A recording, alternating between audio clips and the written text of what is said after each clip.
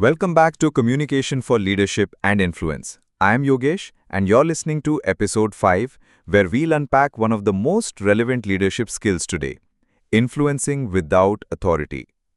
Welcome back to Communication for Leadership and Influence. I'm Lily, and I'm especially excited about this topic. So many of us find ourselves needing to lead or move people forward without a formal title, a team under us, or decision-making power. Yes, and that's increasingly the case in today's flat, matrixed, project-based, and cross-functional organizations.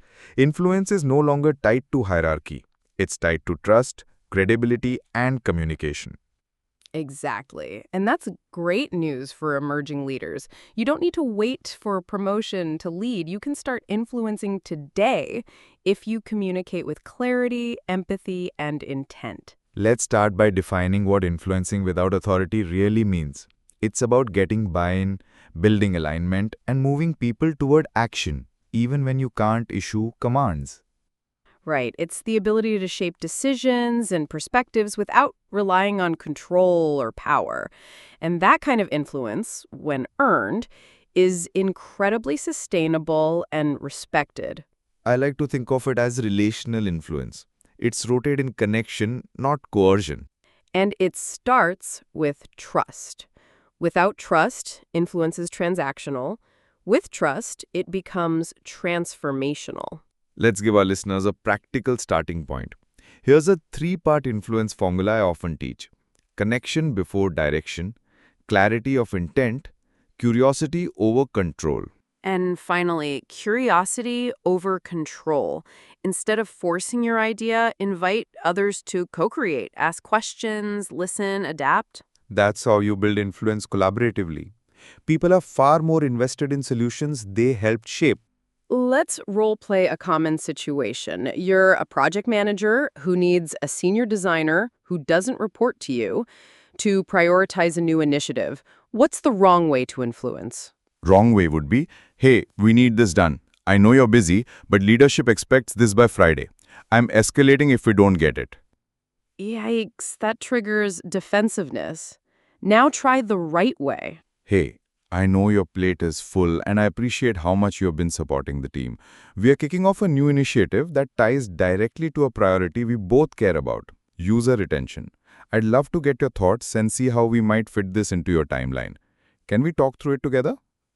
That approach builds respect, shows purpose, and invites collaboration. That's influence. Yes, and notice how that leader didn't pretend to have control.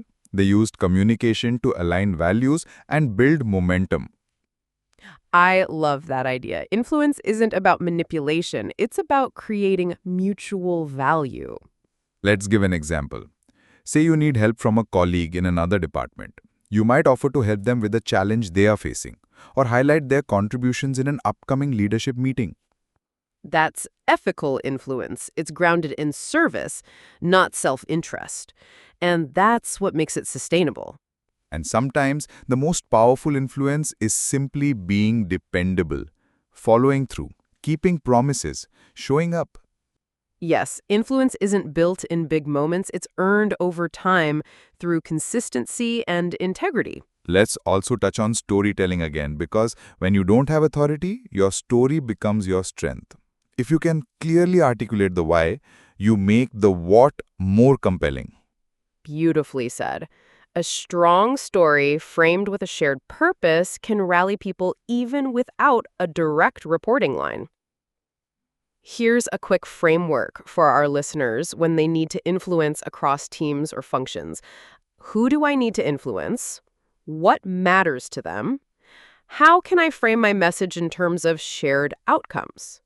What influence currency can I offer or exchange? That's a great checklist. And here's a challenge. In your next cross-functional project, pick one stakeholder you need buy-in from. Instead of making a demand, schedule a one-to-one. Ask what success looks like for them. Listen, and then align your pitch. Yes, influence begins with empathy, and empathy begins with listening. Let's bring it home with a quick recap. First, true influence doesn't come from authority. It comes from trust and communication. Second, Build connection before giving direction. Third, be clear, be curious, and co-create solutions. And finally, practice integrity, generosity, and empathy. That's the foundation of ethical influence. And in our next episode, we'll explore active listening for deeper influence, because listening isn't passive, it's the most active form of leadership communication. Thank you, Lily. And to our listeners, thanks for being with us. Keep communicating with purpose and keep influencing with empathy.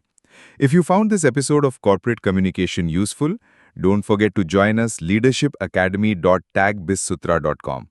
Do share it with your friends and colleagues and leave your review. Until next time, remember, leadership isn't about control, it's about connection.